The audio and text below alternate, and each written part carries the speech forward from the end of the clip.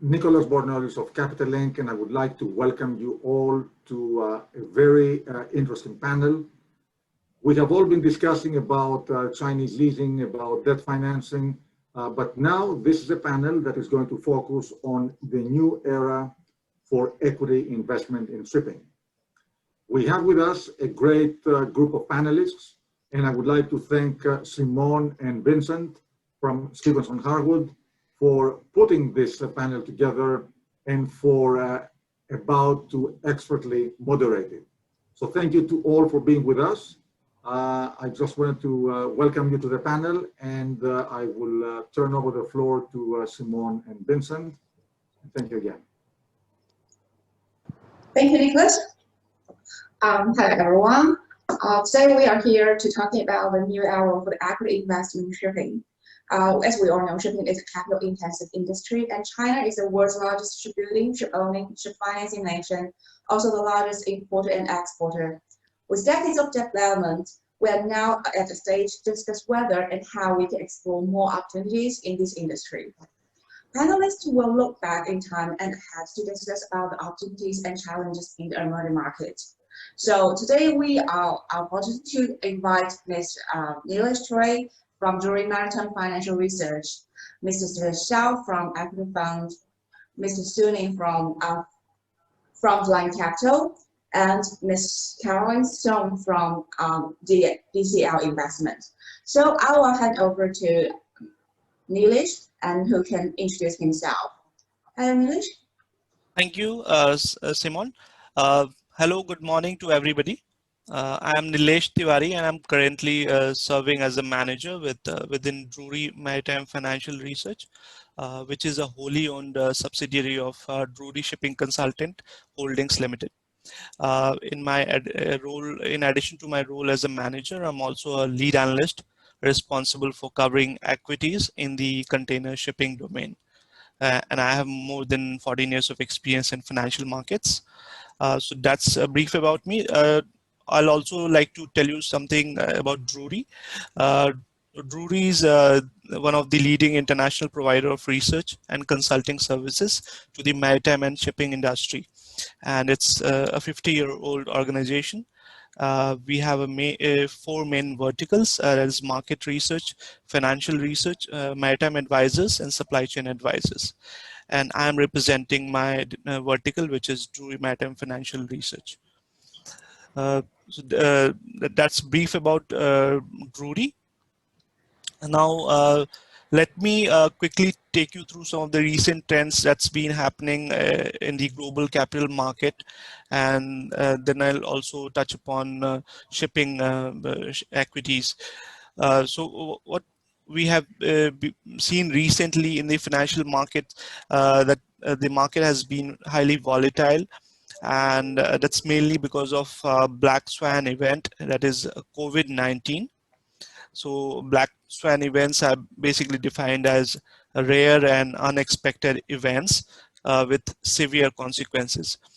So to give you an example, if I have to take S&P 500 index, the index from 2007 until August 2020.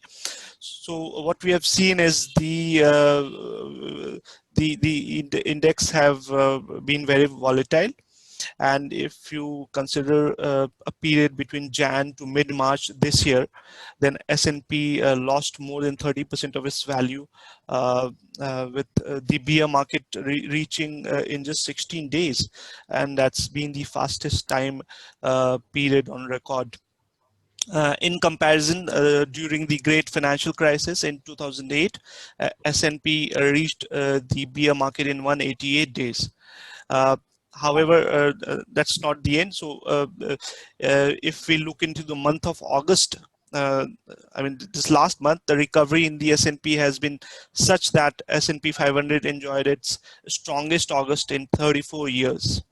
So this is how it's been in the market, and we have seen stocks are still well supported by a combination of liquidity, attractive equity risk premiums, and ongoing recovery as economies reopen from COVID-19 induced lockdowns. There was a recent global fund manager survey conducted by Bank of America, and respondents show a reasonably high preference for equities. So the point I'm trying to make is the equities still favorable, and in fact that's again because governments across the globe are doing their bit by announcing rate cuts and fiscal stimulus in order to stabilize the economies. So back in May, we saw the Chinese government unveiling a fiscal stimulus package of nearly $500 billion. So uh, now coming to the equity issuance part. So despite the pandemic, we have seen that uh, uh, the companies across the globe, they are going to the market for equity issuance, although they may not be IPOs, but they are follow-on equity issuance. So if we happen to have a look at data from S&P, then global equity issuance have increased about 35% year on year to $194 billion in the second quarter of 2020 alone. So and that the equity issuance has been led by mostly the healthcare sector in the US, because the companies that are looking to raise capital in an effort to create solutions to combat the COVID-19 pandemic are looking for equity issuance. So this has been the story around equity issuance. Now as far as shipping is concerned, shipping sector unfortunately have seen a slight decline over the past 5 years, and new equity investments in past 4 years in China especially is concentrated in the container shipping, followed by dry bulk shipping, and tanker shipping and gas shipping have seen very little new equity investments. That's brief about what's happening in shipping. However, what we have seen recently is capital market activity in shipping bonds and in offshore have been reasonably good in 2020, with capital market proceeds of USD 18 billion and USD 7 billion respectively made until August this year, according to our research. And other than shipping IPOs, which are down 100%, I'm comparing August 2020 with August 2019. So this shipping IPOs has been down 100%. Otherwise, shipping follow-up deals and shipping bonds, including capital proceeds in offshore sector and shipyard sector, have been reasonably up, and it ranges between more than 50% to 100%. And now coming to private equity in shipping. So shipping finance is something where most significant changes have taken place over the past decade or so. In the early 2000s, we saw that European banks were primary financer for shipping industry. In that scenario, the ship owner would provide just 20 to 30% of equity, and the bank would provide the remaining funding, while the ship owner would pledge the vessel itself to the bank in case of default. However, the model has faced an abrupt decline in 2008, primarily because of global financial crisis. So The point I'm making here is the slow decline of private equity, mainly because of global financial crisis. And to tell you an example, Royal Bank of Scotland was a notable example, because the RBS was the largest single lender to Greek ship owners market. But over the past 5 years, it has exited the whole shipping business. So now, to fill the gap of private equity owners, what we have recently seen is new players are coming in, and they are Chinese banks, the Chinese banks and Chinese leasing houses, who are providing funding to shipping industry as a whole. So and now I'll briefly also touch upon shipbuilding industry. So global ship orders have taken a hit, obviously because of COVID-19 and low oil prices. So and what we are facing is rising shipbuilding challenges, and the challenges emanates from various sources. One of the key challenges coming from new technologies, and sustainability is also one of the rising topics, why we are seeing reshaping in investments. The vessel that a shipyard may be building today could look completely different in the next few years. And for example, there's also a lot of discussion going on the arrival of unmanned ships, which again, if happens, will change the industry completely. So what we see more is the market is more connected now with supply chain, as well as there's a mounting uncertainty on future of what kind of vessels will enter the market. So that has also affected the choices made by investors. Uh, Global new ship order uh, uh, have recently taken a hit, as I mentioned before. However, if we are to look at the recent data, then the trend shows a rise in market share for Asia, and that's primarily led by China. But if I have to quote a data, then Chinese yards won 63% of contracts in the first quarter of 2020, compared to Korea's 18% and Japan's 8%. Uh, Also, we are seeing a lot of mergers and acquisitions that's happening in ship builders across Asia. To give you an example, the two largest shipbuilding companies, that is DSME and HHI, are undergoing merger process, to of course, because the less number of orders happening. And we also saw China State Shipbuilding Corporation Limited, which was officially unveiled in November 2019. Because the two of the largest Chinese companies, China Shipbuilding Industry Company and China State Shipbuilding Corporation, came together to merge. Similarly, we also seeing Imambari Shipbuilding and Japan Marine United together, responsible for about 40% of total Japanese shipbuilding output, and they have also created a joint venture named Nihon Shipyard Company. So that's a brief about shipbuilding industry.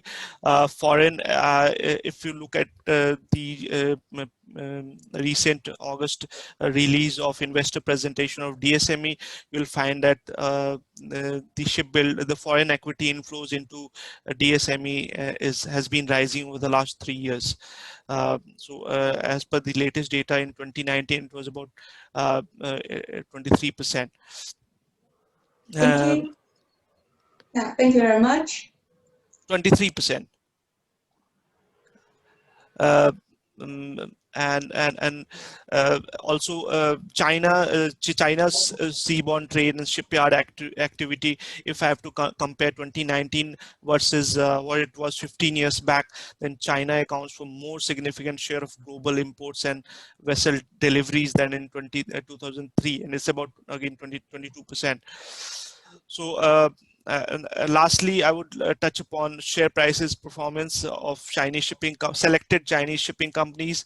So they have done reasonably well, especially the Chinese shipping in the tanker businesses have performed quite well with share returns in the last 2 years being more than 80%.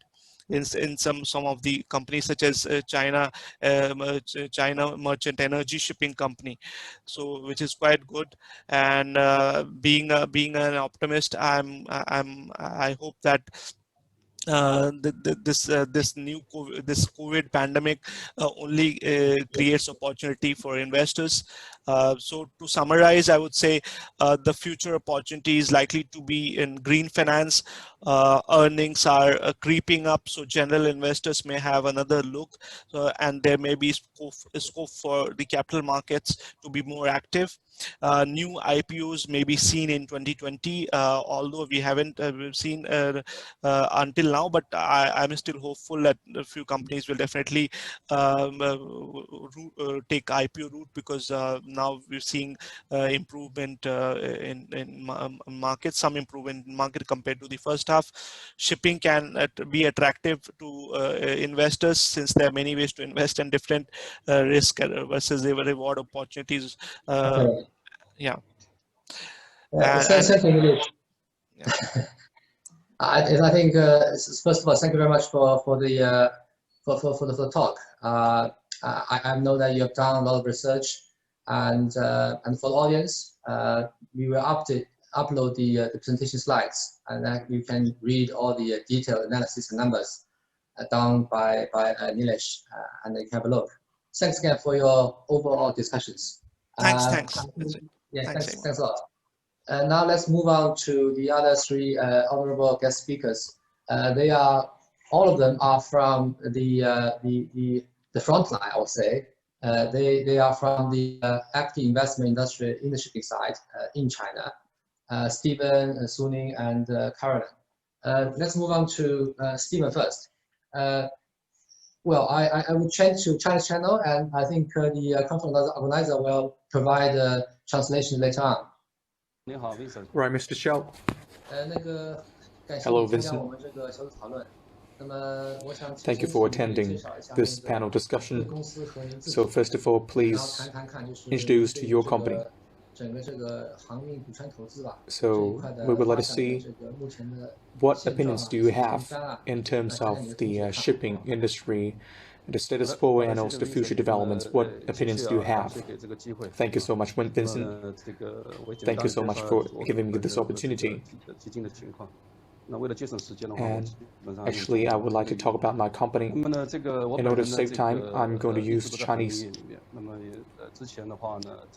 Actually, I've been involved in the industry, and before this, in the past, I was responsible for, I was in the foreign trade company for a total of 15 years. I'm responsible for the investment in the industry and also management. Now, I'm working as the president of the Shenzhen Sida Fund Company. We're a young company. Normally, we were registered the year before, last year, but actually we have old colleagues in the new company.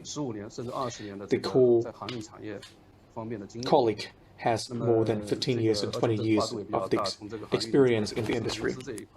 And actually, we have involved in a really wide range in terms of the fundraising, logistics, and also legal services and shipping services. We involved in all sort of industries, in all domains of industry. So that's why we are really professional in a really wide range of work. I do believe that we're really well qualified. The baseline for the fund is that we're located in Shenzhen, and we're located in Greater Bay Area, Guangdong, Hong Kong, Macau. Normally, the equity service is oriented to whole globe. We are actually a private equity company. And until now, we have some main focus of investment. First of all, we have LNG, LEG, and LPG domain. And also at the same time, we have the relevant services. And the second one is actually traditional shipping domains, including the tankers and also containers. And the third one is the modern shipping services or the technology services. For example, we have invested in intelligent shipping management system and big data and AI system and some of the new Internet Plus industrialization services. In this regard, we put this as the focus of our investment. And the fourth one is actually cloud service. It's actually cruise service. This is the main focus of our investment too. And the fifth one is actually clean energy and new energy.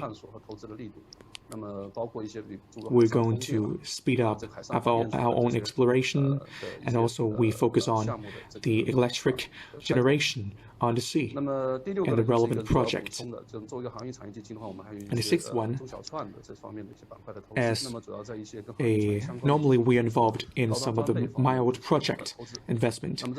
Any project that are related to the related technologies or the high-end equipment, these are actually focuses of investment. Our company, through our effort of the investment, now, normally within less than 3 years, in some domains, we have made really successful investment. For example, in specific, in the liquefied a chemical substance. In terms of this kind of investment, we have been very successful.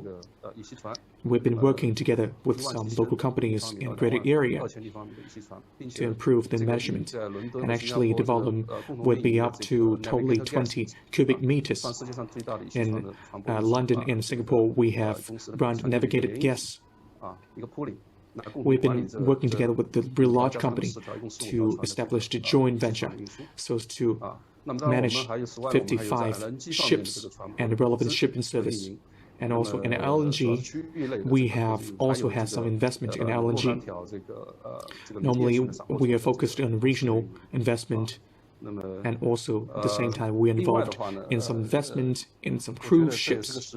On the other hand, I think now I would like to share with you that the fact that our company, through the several years of effort, we're going to become the company that is supported by Shenzhen government, and also we're going to manage the industrial fund for Shenzhen government. So actually the total volume would be up to 10 billion RMB. So we're going to have two steps. One step, 3 billion for each step. It is expected that we're going to have totally 10 billion RMB on the relevant investment of the relevant industries. So this is actually the basic introduction of me and the company. So Mr. Xiao, thank you so much for a really kind introduction and about yourself and also your company. So on this matter, we are talking about the new age of the shipping industry. What do you think of this age? So what do you think of what China can do in order to incubate the competitiveness of the foundation on the shipping industry? Speaking of this, speaking of why we would like to do this industrial foundation, normally it's based on the really broad background of the industry. I think that basically, normally we have several domains to consider. We can see that, the basic factors for the shipping industry over the past 1 decade in China, especially in China. In all factor-based industries, we would like to say that we are ahead of all the other countries in the world. For example, from the perspective of the factor of the industry. Now, China has become the base for the industrial manufacturing. The GDP of the industrial manufacturing is as big as the US, Germany, and also Japan in combined, more than $4 trillion. That's why we need to have a large amount of input of the raw material. We need to have a large export of the semi-finished goods and finished goods. You can see that China is the largest trading country in the world. Normally we are the largest exporter and the second largest importer. 90% of trade is transported on sea. Normally, this situation is able to have really good contribution to the sea freight. After speaking of this background, you can see the broad picture of China. Since 2017, China has been the first country, the biggest country of the shipbuilding.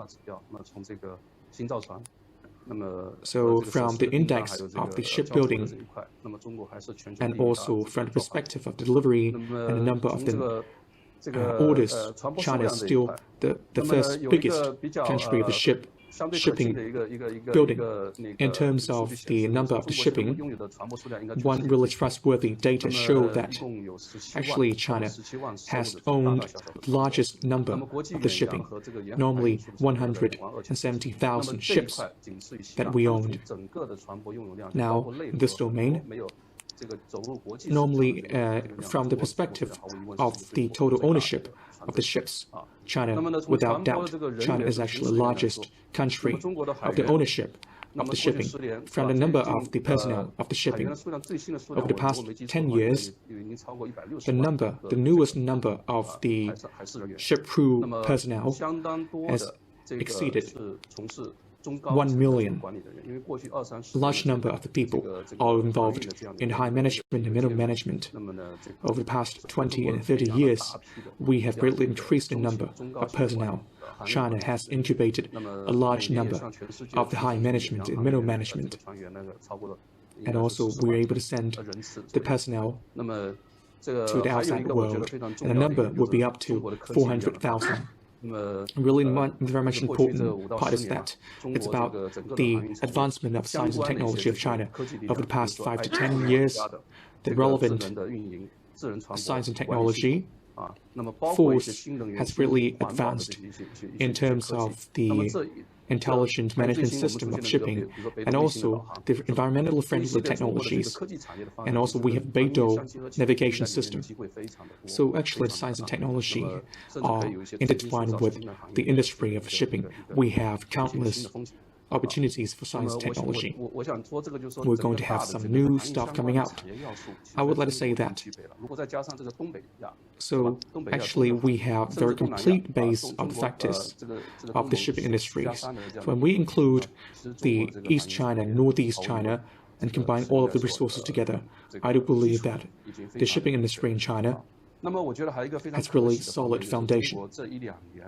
And what makes us really happy is that over the past 2 years, China's financing in the shipping industry has turned out to be very fast. The newest data show that the top 10 traditional financing platform, I mean in terms of the loan, the top 3 countries are actually the traditional banks. I mean, they are, besides from the top 1 bank, we have the Bank of China and also Bank of China Export and Import. Normally, we're able to break through the monopoly dominated by Europe and the US. Thank you so much. I think that you have really clear opinion in terms of the whole industry. The most important factors are handled in China. So that's why you think that China is able to have really great growth in terms of industry.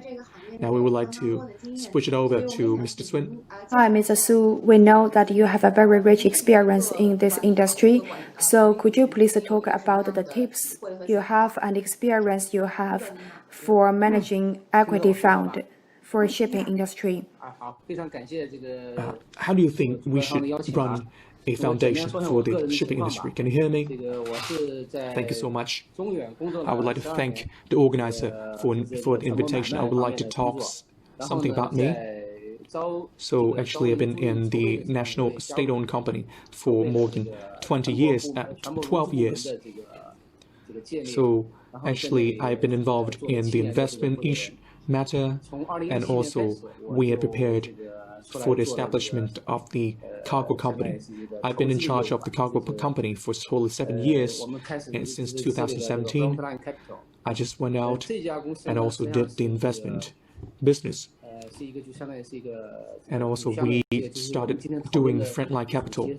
Actually, this company is actually an equity investment company. Normally, we are responsible for, we actually an equity investor. Within totally 3 years, normally we are able to increase by 2 ships each year. Just because of the COVID-19 this year, the investment speed and growth rate turns out to be very slow. But actually later on, we're going to have a lot more opportunities and keep it going. Speaking of my own insight about an investment, I would like to share with you my thinking over the past 2 years. The equity investment consists of 2 kinds of investment. The first kind is actually investment with company. And the first kind is about the investment with the company. Normally, you're able to invest in listed companies or non-listed companies, actually in the capital market. So normally, the equity is not favored by investors. It's not a favored choice. For example, in the first half of this year, just because of all reasons, the market turned out to be ineffective. Some cruise companies, cruise ships business grew by several times, but actually the price of the stock did not go up. So that's why investing in the company's equity, normally it turns out to be lagging behind the industrial market. Actually, the effect of the industrial market does not really affect your own outcome of investment. Some investors might feel that they're kind of far away from the real market, and actually you can choose to invest in asset. Normally, investing in assets allows you to directly get involved in the operation and management of the asset. At the same time, when you do investment, you can clearly know which ship you're investing in, and also the business performance of ships is going to directly reflect on your own return. But this way of investment, relatively speaking, normally it's really closely connected with the market.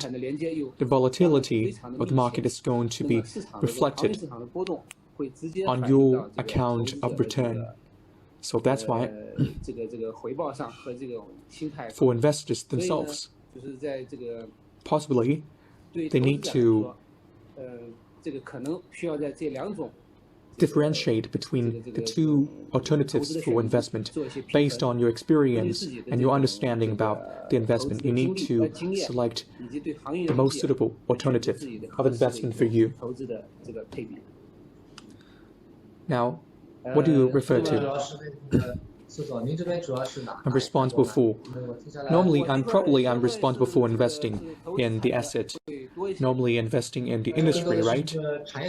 So actually, it's oriented as serving the operators of the industry. So if you invest in industry, more oftentimes you're going to get involved in the experience, operation, and management of the shipping. But actually, this is not what the investors are good at. If in the market you have quite a lot of transparent and visible operation companies, normally for the investors themselves, they are actually really good choices. So a lot of shipping companies are really clarified in all domains. For example, if we would like to build a car, we need to turn to a factory for engines or motors or the body, the car bodies. Normally, you're able to align them together, combine them together so as to make out a car. Normally, for example, if you are an investor, you can turn to a company that is able to run the factory for you. In that case, it's able to help you solve the management and operation. But now, when we're looking at the market, so the company is responsible for operation and management. They probably serve the industrial companies or traditional companies. So normally their connection with the equity investors are not enough. So that's why I think that in China, at least in China market, the good service provider are not really sufficient. So Mr. Su just said that actually when you're involved in the industrial investment, we need to have the investors to have a really comprehensive capabilities, right? Yes, normally we have high requirements for investors. So this is the basic directions. Normally, you need to have the really versatile background, including the operation experience, the shipping, and also investment experience. Thank you so much. Ms. Song, as far as I know, you are from the largest. You're from the largest restructuring firm company, a fund company. Normally, you have invested a lot and gained quite a lot of return. So could you please introduce to your company and also introduce the basic status quo of your company and some of the services you provide? Thank you so much. Can you please hear me? Okay, thank you, Vincent. Can you hear me all right? Yes, perfect. All right. It is a great privilege for me to be part of this online panel. I was listening to the experience and advice shared by the top minds of the industry. We were talking about the separation of proprietary right and management right in the shipping industry, which is both a traditional and a modern industry, and it is also a challenge faced by equity investment. We come from different perspectives, as I come from a financial and legal background. DCL investment or Ding Yi investment in Chinese.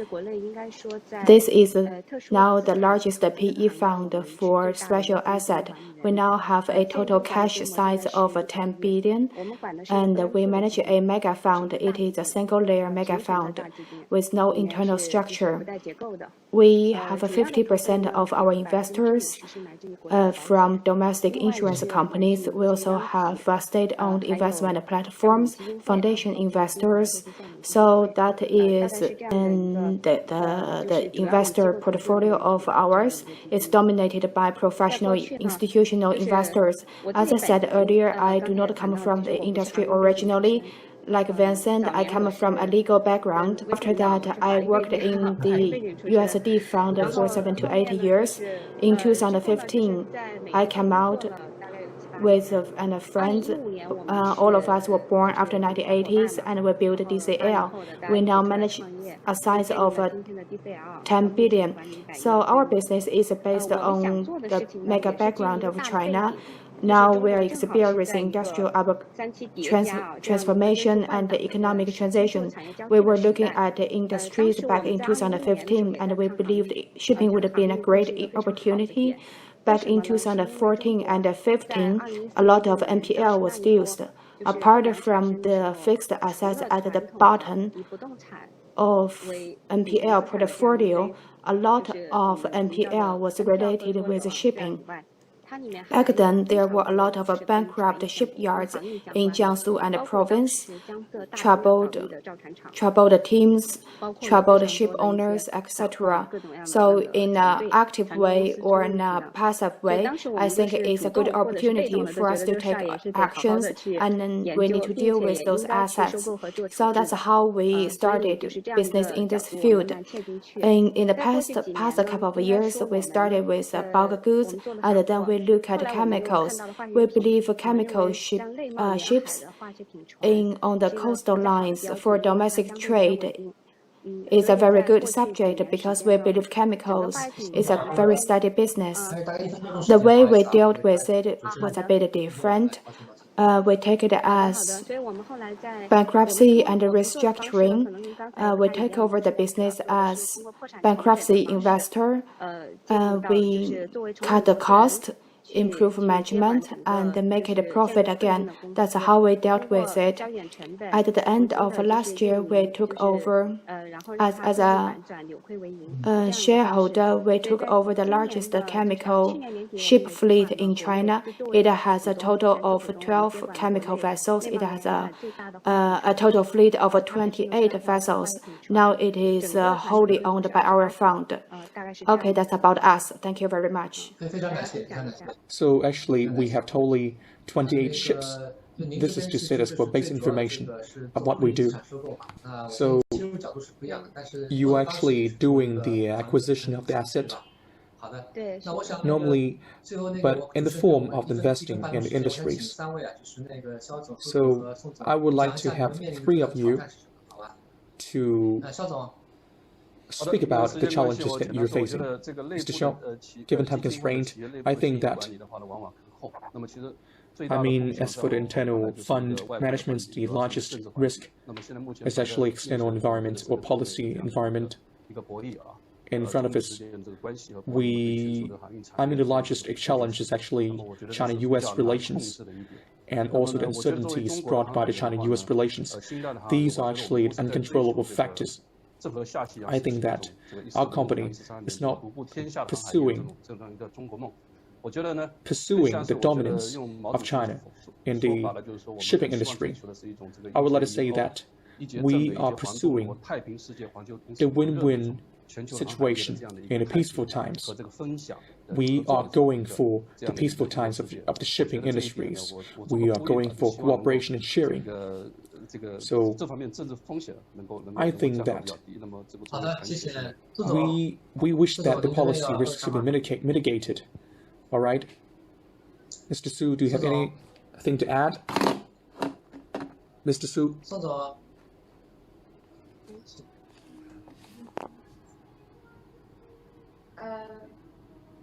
Mr. Su, are you there?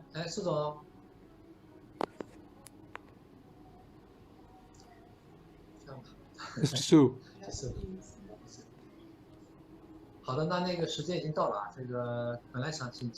All right, time's up. We plan to invite you to have a few more words, but we are going to have the further exchange and also communication after we're done with the session. But I think that your presentation is just quite all right. Thank you so much for your information. Thank you. Thank you. Thank you so much.